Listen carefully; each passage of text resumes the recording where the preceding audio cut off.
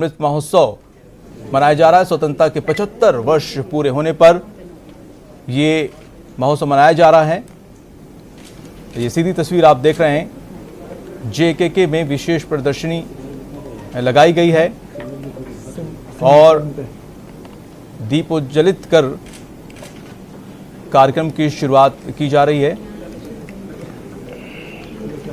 केंद्रीय सूचना एवं प्रसारण मंत्रालय द्वारा कार्यक्रम का आयोजन किया जा रहा है। प्रादेशिक लोक ब्यूरो कार्यालय द्वारा ये आयोजन किया जा रहा है। जवाहर कला केंद्र में विशेष प्रदर्शनी लगाई गई है। राज्यपाल कलराज मिश्र इसका उद्घाटन किया और अवलोकन किया है और देख सकते हैं कि राज्यपाल कलराज मिश्र अवलोकन करते हुए नजर आ रहे हैं। जवाहर कला केंद्र में पहुंचे हुए हैं और यहां पर जो प्रदर्शनी लगाई गई है वो देखते हुए नजर आ रहे हैं।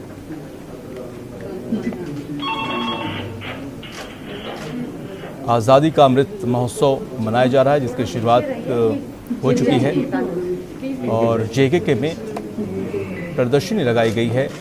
खास प्रदर्शनी है ये, जिसका अवलोकन करते हुए राज्यपाल कलराज मिश्र आप तस्वीरों में देख सकते हैं।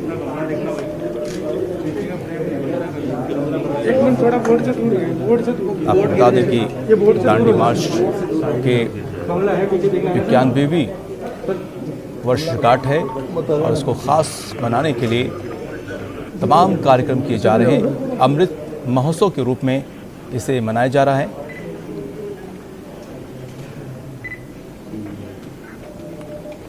जयपुर से ये सीधी तस्वीर आप देख सकते हैं राज्यपाल कलराज मिश्र की। जेकेके में विशेष प्रदर्शनी लगाई गई है, जहां पर वो अवलोकन करते हुए प्रदर्शनी का नजर आ रहे हैं। पीछे पीछे आ जाओ।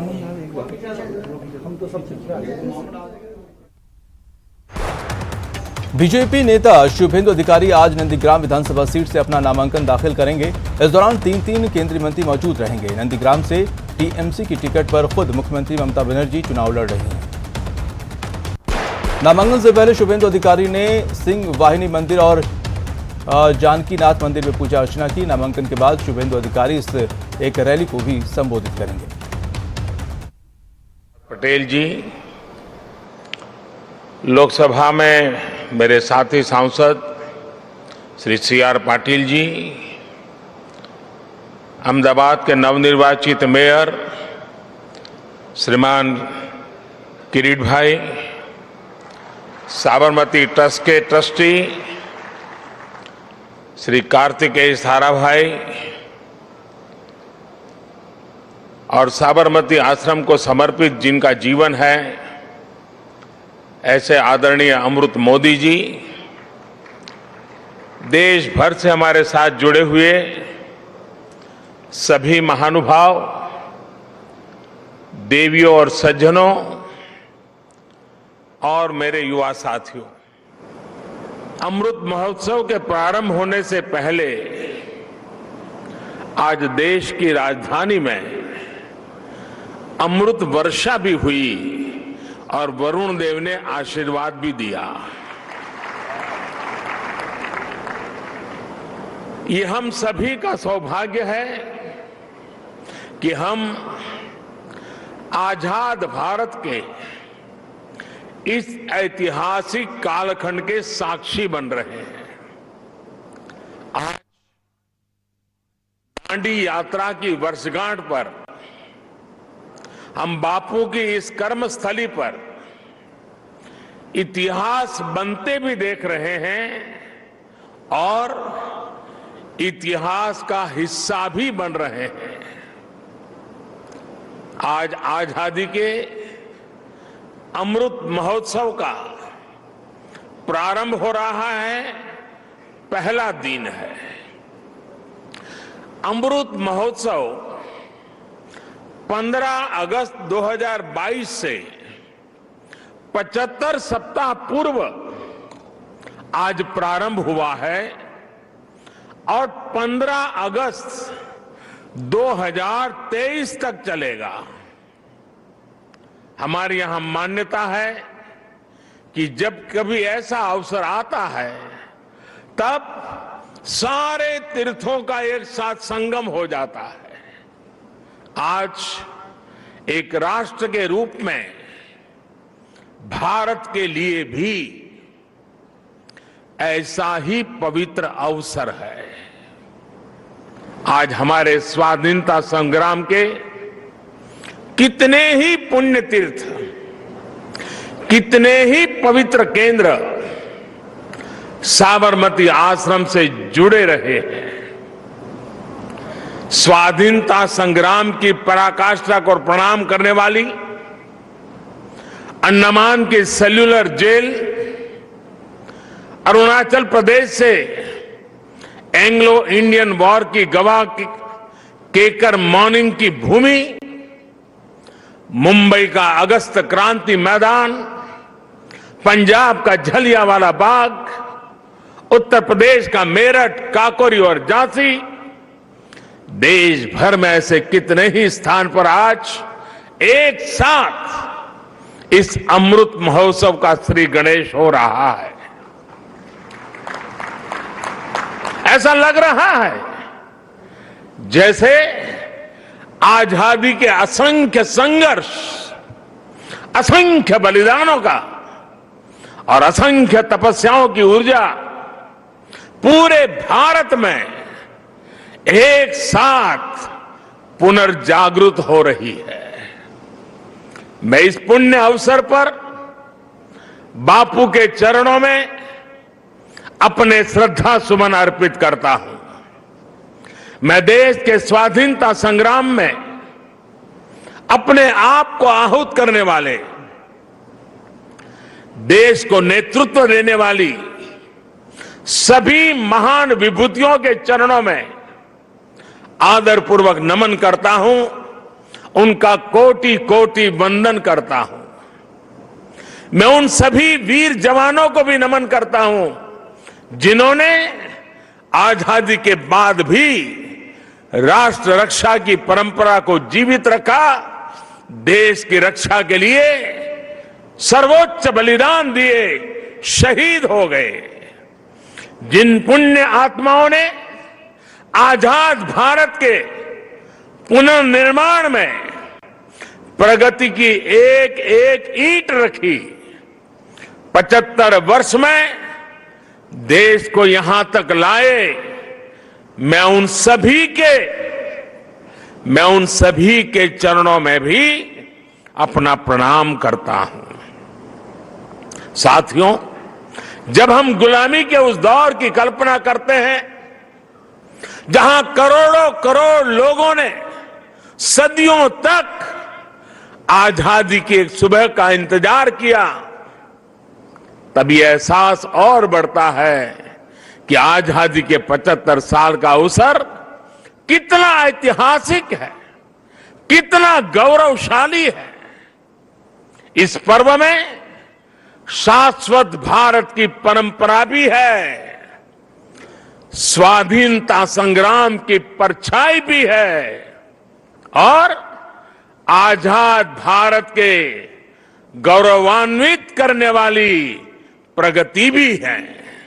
इसलिए अभी आपके सामने जो प्रेजेंटेशन रखा गया उसमें अमृत महोत्सव के 5 स्तंभों पर विशेष जोर दिया गया है। Freedom struggle, ideas at 75, achievements at 75, actions at 75 और रिजॉल्व्स एट 75। ये पांचों स्तंभ आजादी की लड़ाई के साथ साथ आजाद भारत के सपनों और कर्तव्यों को देश के सामने रखकर आगे बढ़ने की प्रेरणा देंगे। इन्हीं संदेशों के आधार पर आज अमृत महोत्सव की वेबसाइट के साथ चरखा अभियान और आत्मनिर्भर इंक्यूबेटर को भी लॉन्च किया गया है। भाइयों और बहनों, इतिहास साक्षी है कि किसी राष्ट्र का गौरव तभी जागृत रहता है जब वो अपने स्वाभिमान और बलिदान की परंपराओं को अगली पीढ़ी को भी सिखाता है, संस्कारित करता है, उन्हें इसके लिए निरंतर प्रेरित करता है। किसी राष्ट्र का भविष्य तभी उज्जवल होता है जब वो अपने अतीत के अनुभवों और विरासत के गर्व से पल पल जुड़ा रहता है। फिर भारत के पास तो गर्व करने के लिए अथाह भंडार है, समृद्ध इतिहास है, चेतनामय सांस्कृतिक विरासत है। इसलिए आजादी के 75 साल का यह अवसर एक अमृत की तरह वर्तमान पीढ़ी को प्राप्त होगा। एक ऐसा अमृत जो हमें प्रतिपल देश के लिए जीने, देश के लिए कुछ करने के लिए प्रेरित करेगा। साथियों, हमारे यहां वेदों में एक वाक्य है, मृत्यो मुक्षीय मामृताम, अर्थात हम दुख, कष्ट, क्लेश और विनाश से निकलकर अमृत की तरफ बढ़ें, अमरता की ओर बढ़ें। यही संकल्प आजादी के इस अमृत महोत्सव का भी है। आजादी का अमृत महोत्सव यानी आजादी की ऊर्जा का अमृत। आजादी का अमृत महोत्सव यानी स्वाधीनता सेनानियों से प्रेरणाओं का अमृत। आजादी का अमृत महोत्सव यानी नए विचारों का अमृत, नए संकल्पों का अमृत। आजादी का अमृत महोत्सव यानी आत्मनिर्भरता का अमृत। और इसलिए ये महोत्सव राष्ट्र के जागरण का महोत्सव है। ये महोत्सव सुराज्य के सपने को पूरा करने का महोत्सव है। ये महोत्सव वैश्विक शांति का, विकास का महोत्सव है। साथियों, अमृत महोत्सव का शुभारंभ दांडी यात्रा के दिन हो रहा है। उस ऐतिहासिक क्षण को पुनर्जीवित करने के लिए एक यात्रा भी अभी शुरू होने जा रही है। यह अद्भुत संयोग है कि दांडी यात्रा का प्रभाव और संदेश भी वैसा ही है जो आज देश अमृत महोत्सव के माध्यम से लेकर आगे बढ़ रहा है। गांधी जी की इस एक यात्रा ने आजादी के संघर्ष को एक नई प्रेरणा के साथ जन जन से जोड़ दिया था। इस एक यात्रा ने अपनी आजादी को लेकर भारत के नजरिए को पूरी दुनिया तक पहुंचा दिया था। ऐसा ऐतिहासिक, और ऐसा इसलिए क्योंकि बापू की दांडी यात्रा में आजादी के आग्रह के साथ साथ भारत के स्वभाव और भारत के संस्कारों का भी समावेश था। हमारे यहां नमक को कभी उसकी कीमत से नहीं आंका गया। हमारे यहां नमक का मतलब है ईमानदारी।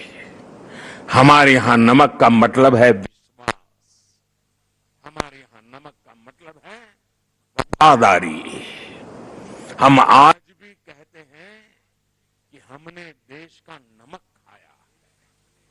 ऐसा इसलिए नहीं क्योंकि नमक कोई बहुत कीमती चीज है।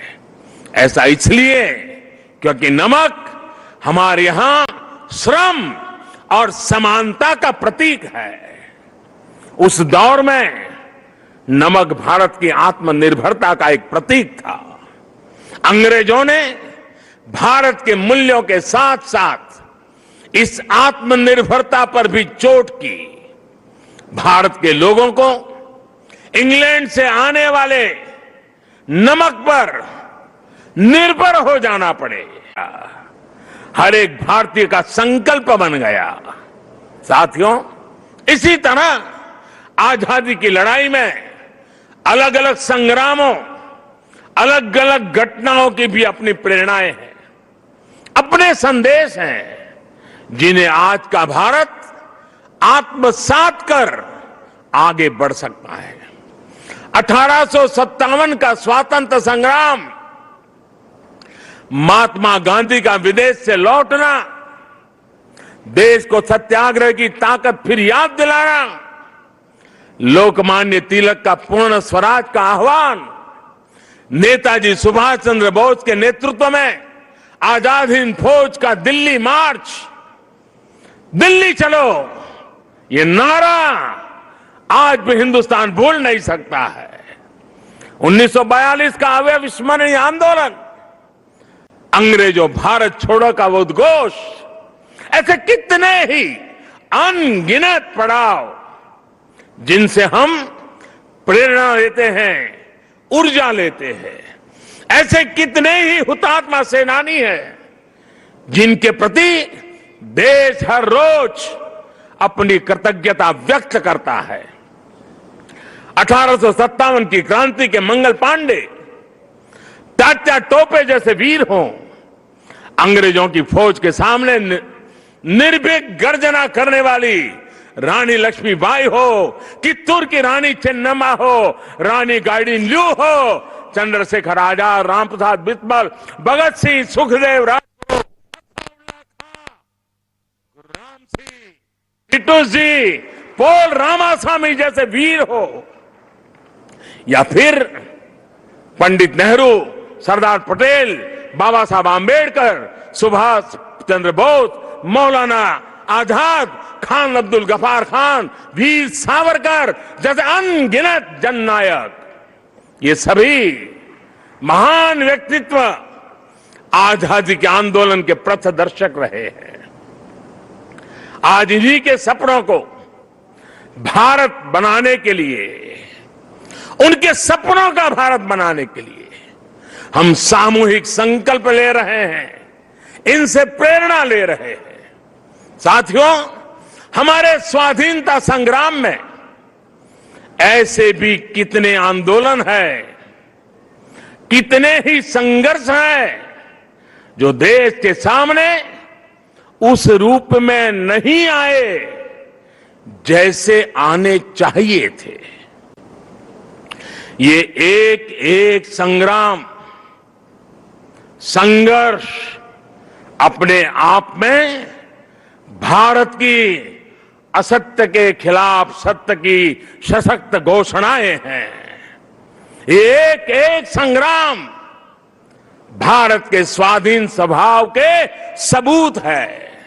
ये संग्राम इस बात का भी साक्षात प्रमाण है कि अन्याय, शोषण और हिंसा के खिलाफ भारत की जो चेतना राम के युग में थी, महाभारत के कुरुक्षेत्र में थी, हल्दी घाटी की रणभूमि में थी, शिवाजी के उद्घोष में थी, वही शाश्वत चेतना, वही अदम्य शौर्य भारत के हर क्षेत्र, हर वर्ग और हर समाज ने आजादी की लड़ाई में अपने भीतर प्रज्वलित करके रखा था। जननी जन्मभूमिश्च स्वर्गादपि करियसी, ये मंत्र आज भी हमें प्रेरणा देता है। आप देखिए हमारे इस इतिहास को, कोल आंदोलन हो या हो संघर्ष, खासी आंदोलन हो या संथाल क्रांति, कछोहा कछार नागा संघर्ष हो या कूका आंदोलन, भील आंदोलन हो या मुंडा क्रांति, सन्यासी आंदोलन हो या रमोसी संघर्ष, कित्तूर आंदोलन, त्रावणकोर आंदोलन, बारडोली सत्याग्रह, चंपारण सत्याग्रह, संबलपुर संघर्ष, चुआर संघर्ष, बुंदेल संघर्ष, ऐसे कितने ही संघर्ष और आंदोलनों ने देश के हर भूभाग को, हर कालखंड में आजादी की ज्योति से प्रज्वलित रखा। इस दौरान हमारी सिख गुरु परंपरा ने देश की संस्कृति, अपने रीति रिवाज की रक्षा के लिए हमें नई ऊर्जा दी, प्रेरणा दी, त्याग और बलिदान का रास्ता दिखाया। और इसका एक और अहम पक्ष है जो हमें बार बार याद करना चाहिए। साथियों, आजादी के आंदोलन की इस ज्योति को निरंतर जागृत करने का काम पूर्व, पश्चिम, उत्तर, दक्षिण, हर दिशा में, हर क्षेत्र में हमारे संतों ने, महंतों ने, आचार्यों ने, भगवतों ने निरंतर किया था। एक प्रकार से भक्ति आंदोलन ने राष्ट्रव्यापी स्वाधीनता आंदोलन की पीठिका तैयार की थी। पूर्व में चैतन्य महाप्रभु, रामकृष्ण परमहंस, श्रीमद शंकर देव जैसे संतों के विचारों ने समाज को दिशा दी, अपने लक्ष्य पर केंद्रित रखा। पश्चिम में मीराबाई, एकनाथ, तुकाराम, रामदास, नरसिंह मेहता हुए। उत्तर में संत रामानंद, कबीरदास, गोस्वामी तुलसीदास, सूरदास, गुरु नानक देव, संत रविदास। दक्षिण में माधवाचार्य, निम्बाकारचार्य, वल्लभाचार्य, रामानुजाचार्य हुए। भक्ति काल के इसी खंड में मलिक मोहम्मद जायसी, रसखान, सूरदास, केशवदास, विद्यापति जैसे महानुभावों ने अपनी रचनाओं से समाज को अपनी कमियां सुधारने के लिए प्रेरित किया। ऐसे अनेकों व्यक्तित्वों के कारण यह आंदोलन क्षेत्र की सीमा से बाहर निकल करके पूरे भारत के जन जन को अपने आप में समेट लिया। आजादी के असंख्य आंदोलनों में ऐसे कितने ही सेनानी, संत आत्माएं, ऐसे अनेक वीर बलिदानी हैं जिनकी एक एक गाथा अपने आप में इतिहास का एक एक स्वर्णिम अध्याय है। हमें इन महानायकों, महानायिकाओं, उनका जीवन इतिहास भी देश के सामने पहुंचाना है। इन लोगों की जीवन गाथाएं, उनके जीवन का संघर्ष, हमारे स्वतंत्रता आंदोलन के उतार चढ़ाव, कभी सफलता कभी असफलता, हमारी आज की पीढ़ी को जीवन का हर पाठ सिखाएगी। एकजुटता क्या होती है, लक्ष्य को पाने की जिद क्या होती है, जीवन का हर रंग वो और बेहतर तरीके से समझेंगे। भाई और बहनों, आपको याद होगा इसी भूमि के वीर सपूत श्यामजी कृष्ण वर्मा अंग्रेजों की धरती पर रहकर उनकी नाक के नीचे जीवन की आखिरी सांस तक आजादी के लिए संघर्ष करते रहे। लेकिन उनकी अस्थियां 7 दशकों तक इंतजार करती रही कि कब उन्हें भारत माता की गोद नसीब होगी। आखिरकार 2003 में विदेश से श्यामजी कृष्ण वर्मा की अस्थियां मैं अपने कंधे पर उठा करके ले आया था। ऐसे कितने ही सेनानी हैं, देश पर अपना सब कुछ समर्पित कर देने वाले लोग हैं। देश के कोने कोने से कितने ही दलित, आदिवासी, महिलाएं और युवा हैं जिन्होंने असंख्य तप और त्याग किए। याद करिए तमिलनाडु के 32 वर्षीय नौजवान कोडिकात कुमरन, उनको याद कीजिए। अंग्रेजों ने उस नौजवान को सिर में गोली मार दी, लेकिन उन्होंने मरते हुए भी देश के झंडे को जमीन में नहीं गिरने दिया। तमिलनाडु में उनके नाम से ही कोड़ी कांत शब्द जुड़ गया, जिसका अर्थ है झंडे को बचाने वाला। तमिलनाडु की ही वेलु नाचियार वो पहली महारानी थी जिन्होंने अंग्रेजी हुकूमत के खिलाफ लड़ाई लड़ी थी। इसी तरह हमारे देश के आदिवासी समाज ने अपनी वीरता और पराक्रम से लगातार विदेशी हुकूमत को घुटनों पर लाने का काम किया। झारखंड में भगवान बिरसा मुंडा, उन्होंने अंग्रेजों को चुनौती दी थी, तो मुर्मू भाइयों ने संथाल आंदोलन का नेतृत्व किया था। ओडिशा के चक्रा बिसोई ने लड़ाई छेड़ी तो लक्ष्मण नायक ने गांधीवादी तरीकों से चेतना फैलाई। आंध्र प्रदेश में मन्यम बिरुडी यानी जंगलों के हीरो अल्लूरी सीराराम राजू ने रंपा आंदोलन का बिगल फूका था। पासल था खुंगचेरा ने मिजोरम की पहाड़ियों में अंग्रेजों से लोहा लिया था। ऐसे ही गोमधर, कंवर, लसित बोरफुकन और सीरत सिंह जैसे असम और पूर्वोत्तर के अनेकों स्वाधीनता सेनानी थे जिन्होंने देश की आजादी में योगदान दिया है। यहां गुजरात में बड़ौदा के पास जांबुगाड़ा जाने के रास्ते पर हमारे नायका कौम के आदिवासियों को बलिदान कैसे भूल सकते हैं। मानगढ़ में गोविंद गुरु के नेतृत्व में सैकड़ों आदिवासियों का नरसंहार हुआ। उन्होंने लड़ाई लड़ी। देश इनके बलिदान को हमेशा याद रखेगा। साथियों, मां भारती के ऐसे ही वीर सपूतों का इतिहास देश के कोने कोने में, गांव गांव में है। देश इतिहास के इस गौरव को सहेजने के लिए पिछले 6 सालों से सजग प्रयास कर रहा है। हर राज्य, हर क्षेत्र में इस दिशा में प्रयास किया जा रहा है। दांडी यात्रा से जुड़े स्थल का पुनरुद्धार देश ने 2 साल पहले ही पूरा किया था। मुझे खुद इस अवसर पर दांडी जाने का सौभाग्य मिला था। अंडमान में जहां नेताजी सुभाष बोस ने देश की पहली आजाद सरकार बनाकर तिरंगा फहराया था, देश ने उस विस्मृत इतिहास को भी भव्य आकार दिया है। अंडमान निकोबार के द्वीपों को स्वतंत्रता संग्राम के नामों पर रखा गया है।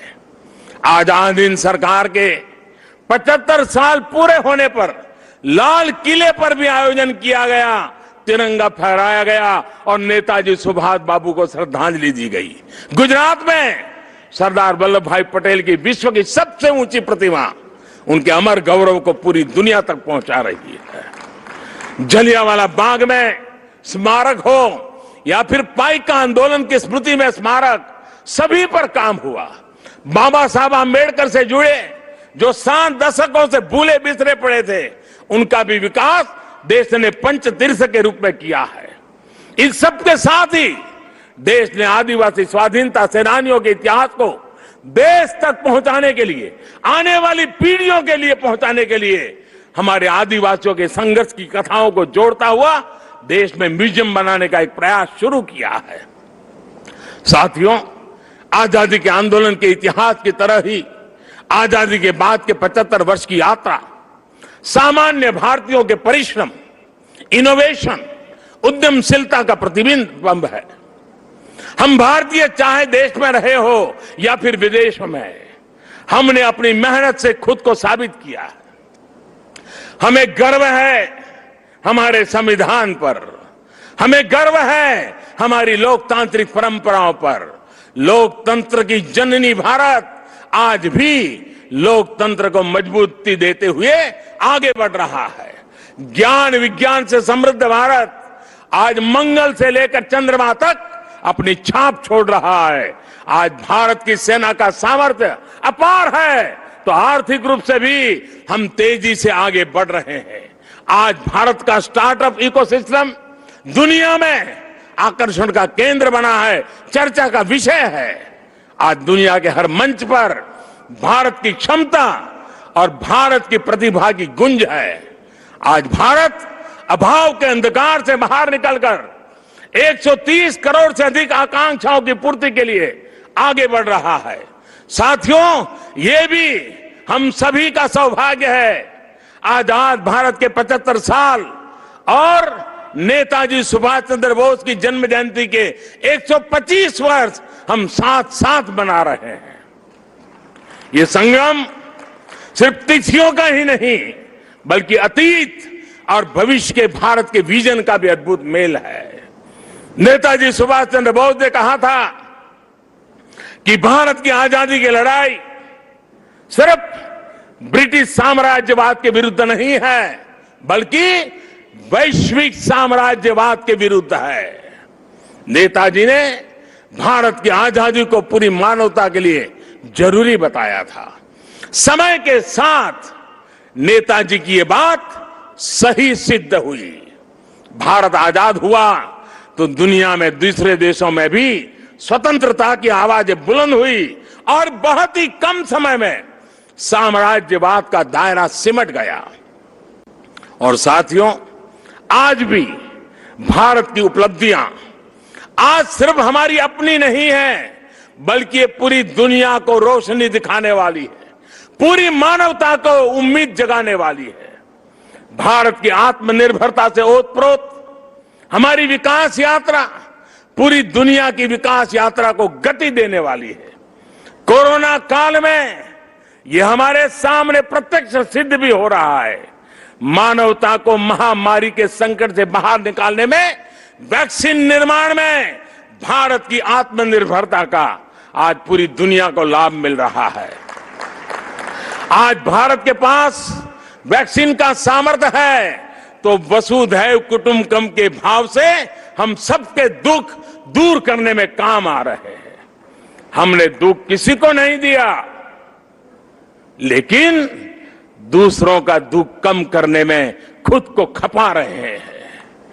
यही भारत का आदर्श है, यही भारत का शाश्वत दर्शन है, यही आत्मनिर्भर भारत का भी तत्व ज्ञान है। आज दुनिया के देश भारत का धन्यवाद कर रहे हैं, भारत में भरोसा कर रहे हैं। यही नए भारत के सूर्योदय की पहली छटा है, यही हमारे भव्य भविष्य की पहली आभा है। साथियों, गीता में